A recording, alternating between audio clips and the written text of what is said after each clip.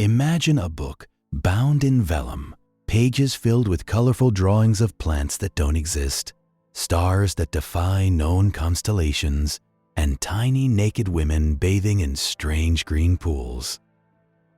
Now imagine that every single word in this book, written in an elegant flowing script, is utterly meaningless to every single person who has ever laid eyes on it. For over a century, a single, unassuming volume has held the title of the world's most mysterious text. It's known simply as the Voynich Manuscript. And it's an enigma that has baffled the brightest minds, from cryptographers who cracked Nazi codes to linguists, historians, and even AI algorithms. This is a story of a book from the early 15th century, a book that promises to unlock secrets but delivers only questions. Its indecipherable script, vibrant, bizarre illustrations, and completely unknown origins make it not just a puzzle, but perhaps humanity's greatest linguistic challenge.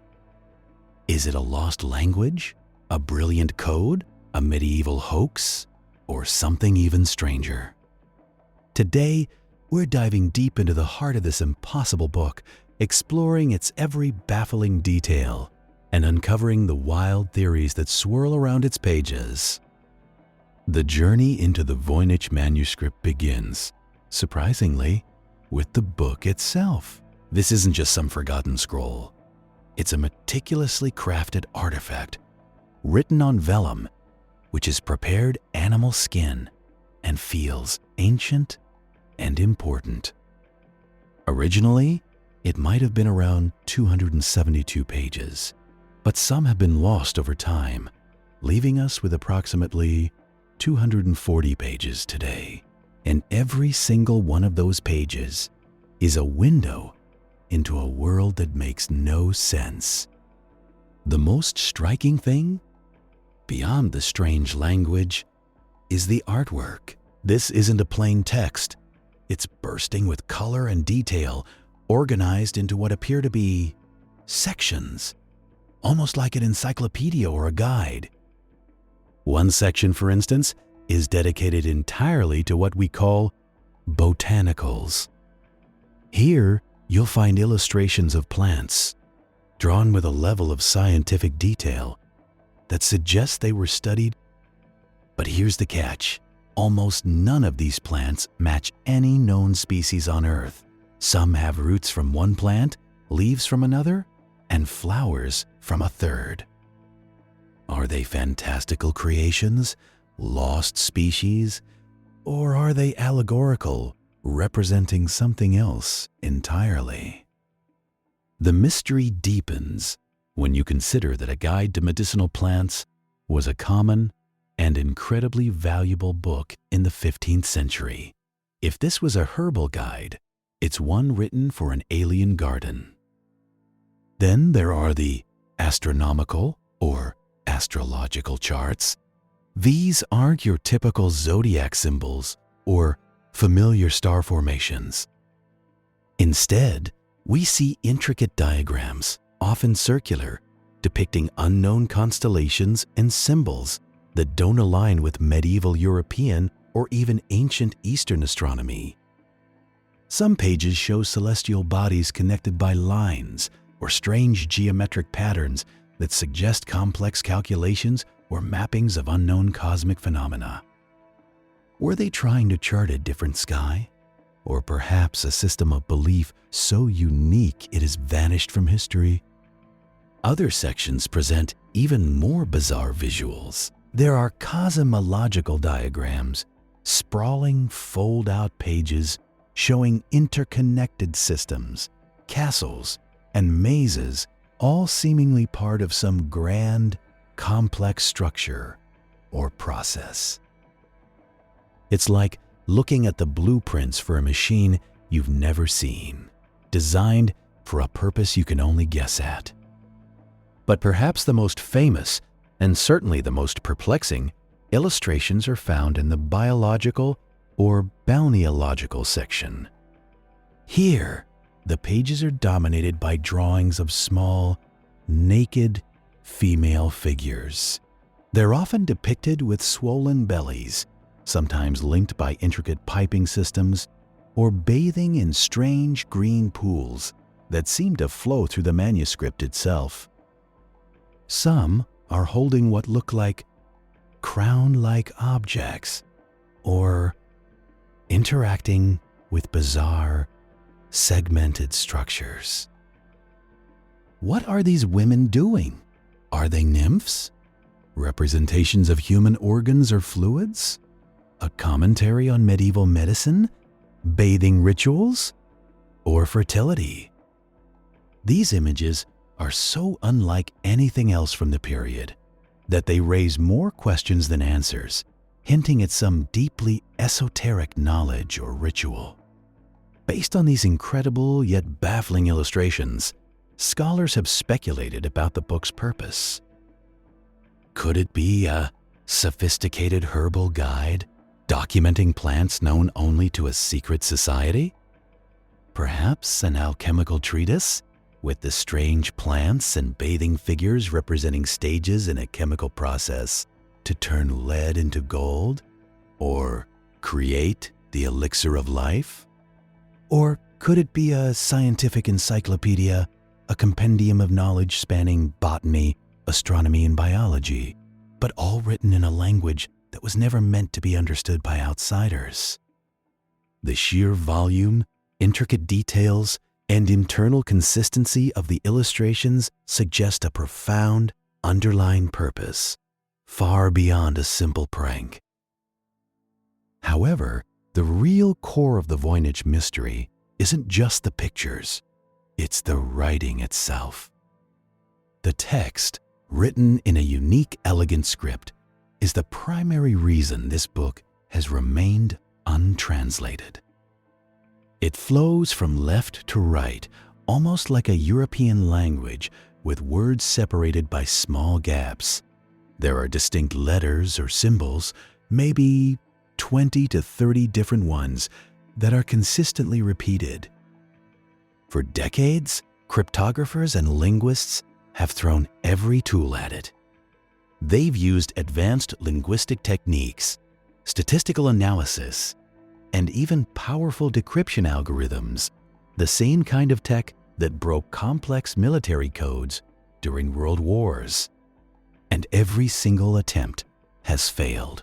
No one, not a single person in the entire history of this manuscript's discovery, has successfully translated a single meaningful word. This isn't because they haven't tried hard enough. Experts have noted fascinating patterns in the script. For example, some characters often appear together, forming what might be syllables or prefixes, while others rarely do. The word lengths are remarkably consistent, averaging around 6-7 letters, and there's a lack of very long or very short words, which is unusual for natural languages. This suggests a certain grammatical structure, almost like a real language. It's not just random gibberish. It feels deliberate, organized, and rule-bound. But here's the kicker. Despite all these structural hints, the script's vocabulary and lexicon remain completely unknown. There are no identifiable words that match any known historical or modern language. You can't find a single hello or tree that gives you a foothold. Even more frustrating, the statistical analysis reveals oddities. Some words or sequences appear frequently, almost like filler words. But other words are repeated exactly multiple times throughout the manuscript, sometimes with only a slight variation in the last character, as if they're describing the same thing with a gender or case ending. This specific kind of repetition, coupled with the lack of known language patterns, has driven decipherment attempts into brick walls, time and time again. It just doesn't behave quite like any known human language, or even typical ciphers. With such a stubborn mystery, it's no surprise that theories about the Voynich manuscript's origins and purpose are as wild and varied as its illustrations. One of the most persistent theories is that it's simply a hoax. Perhaps a brilliant medieval prankster or a con artist created a book of beautiful nonsense designed to fool wealthy patrons. It's certainly possible to construct a fake language with enough internal consistency to make it seem real, but be utterly meaningless. The sheer effort involved, however, 240 pages of meticulous script and detailed illustrations, makes this a monumental undertaking for a mere trick. If it was a hoax, it was the most elaborate and dedicated hoax in history. Another popular theory suggests it's a carefully constructed coded message. This is where the world of spies and secret societies comes in. Could it be a secret communication from a religious sect hiding forbidden knowledge from the prying eyes of the church? Or perhaps a skilled alchemist documenting dangerous experiments or transformative recipes that couldn't be openly shared? Many historical figures were known to use codes to protect their work or beliefs. The sheer complexity, though, rules out many simpler ciphers. If it's a code, it's a code of unprecedented sophistication, possibly using methods unknown to modern cryptanalysis, or one that requires a key that has been lost to time. Of course, with any ancient mystery, famous names inevitably get dragged in.